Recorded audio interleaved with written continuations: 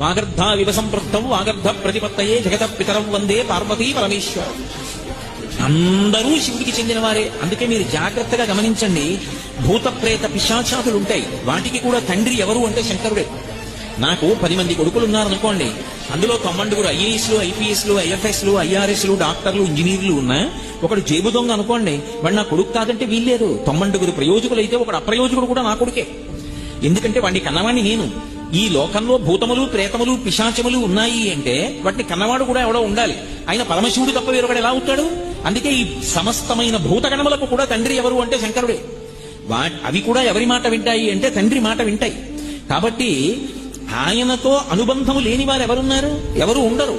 అందుకే శంకరాచార్యుల వారు కాశీ పట్టణానికి వెడితే అన్నపూర్ణమ్మ దగ్గరికి వెళ్లి మాతాచ పార్వతీదేవి పితాదేవో మహేశ్వర బాంధవా శివభక్తాశ్చ స్వదేశో భువనత్రయం అన్నారు. మా అమ్మ పార్వతీదేవి, మా నాన్నగారు పరమశివుడు. భక్తులందరూ శివ అని నేను అన్నప్పుడు విష్ణువు కాదు అని మీరు అర్థం చేసుకోకూడదు. శివుడికి విష్ణువుకి మధ్య భేదం ఎప్పుడూ చూడరాదు. అందుకే సంధ్యావందనం చేసినా సరే మొట్టమొదట అడిగేది ఏమిటి అడుగుతామంటే శివస్య హృదయం విష్ణు విష్ణోశ్చ హృదయం శివ.